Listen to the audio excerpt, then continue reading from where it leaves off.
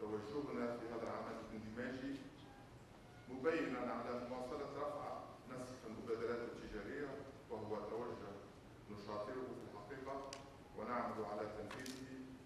وتعمل على تنفيذه كل الدول المغاربية بدون استثناء. وهذا ما نتج عنه نمو مضطرد لهذه المبادرات. وبالرغم من هذا التطور فإن مجال الاستثمار يبقى رافدا هاما لتشكيل هذا الاندماج،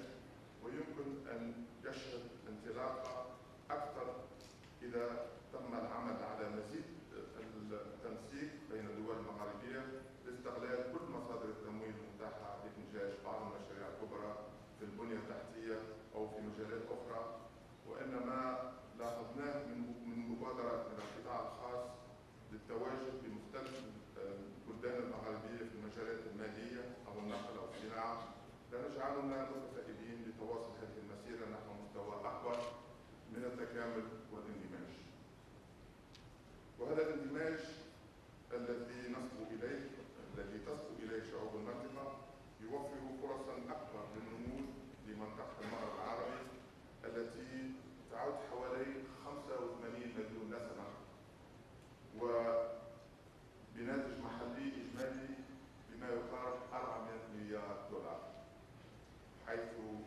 قدرت بعض الدراسات أن عدم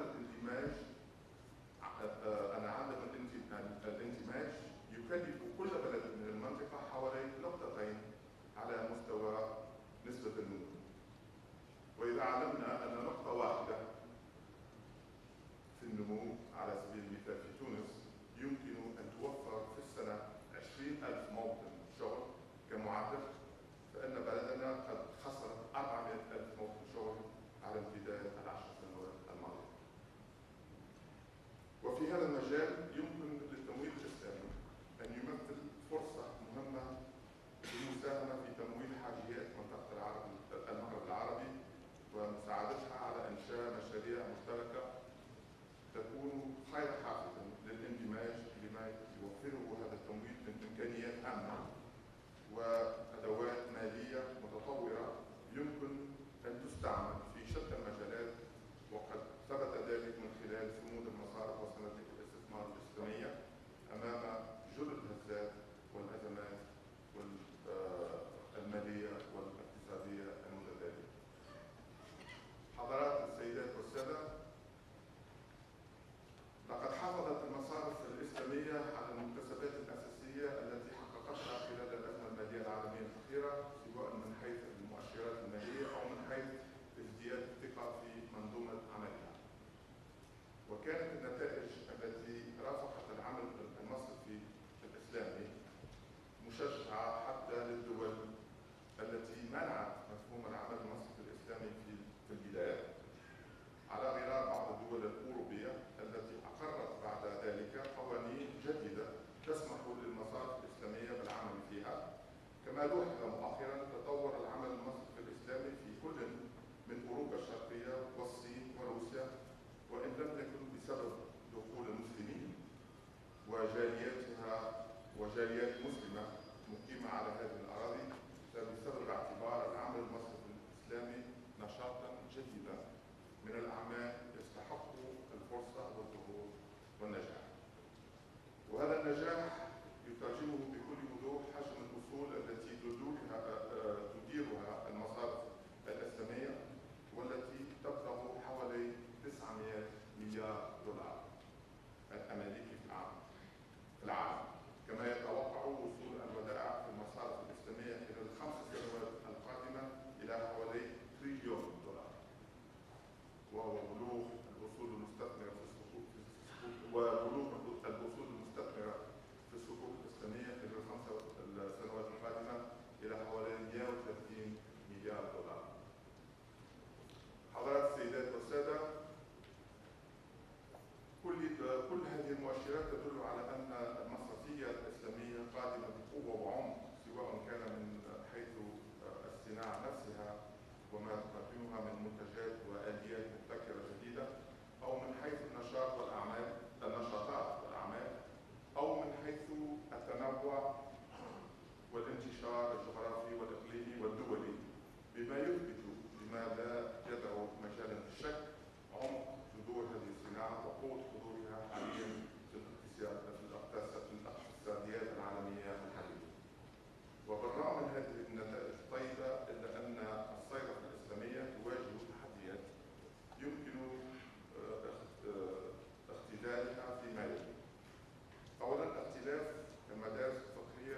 ينتمي إليها أصحاب الفضيلة أعضاء الهيئات الشرعية لهذه المؤسسات المالية. ثانيا، عدم وجود معايير دولية تناسب طبيعة المؤسسات المالية الإسلامية كمعيار بازل، على الرغم من وجود هيئة المحاسبات والمراجعات للمؤسسات المالية الإسلامية. ثالثا، عدم وجود التشريعات والقوانين الملائمة لطبيعتها من قبل الحكومات في الدول الإسلامية. والمشكلة أن القوانين التي تحكم أنشطة المصارف الإسلامية وخاصة التي تنظم علاقتها بالبنك المركزي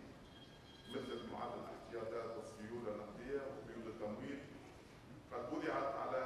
نمط القوانين الغربية والتي لا تلائم طبيعتها الاستثمار الإسلامي. رابعا، ضعف التنسيق والتحالف وراء أحجام البنوك الإسلامية، يعني رأس مال، حيث تعتبر رؤوس أموال البنوك الإسلامية العاملة حاليا ضئيل جدا مقارنة بالمصارف العالمية، مما يجعلها تواجه تحدي التكتل والاندماج وجهات المنافسة. خامسا، ضعف قدرة بعض البنوك الإسلامية على التجديد وطرح منتجات مختلفة بالتوازي مع نقص تدريب الكوادر البشرية، الأمر الذي ينتج عنه عدم القدرة على إدارة السيولة بالنجاعة اللازمة من ناحية وتمكينة وجلب الغرفاء من ناحية أخرى. سادسا، معظم العمليات المصرفية في البنوك الإسلامية موجهة نحو التمويل وليس الاستثمار، وهذه نقطة هامة جدا، إذ أن 75% من أصول البنوك التجارية الإسلامية يتم استثمارها في منتجات قصيرة المدى ولا تتجاوز نسبة الاستثمار المباشر طويل المدى ال 2%.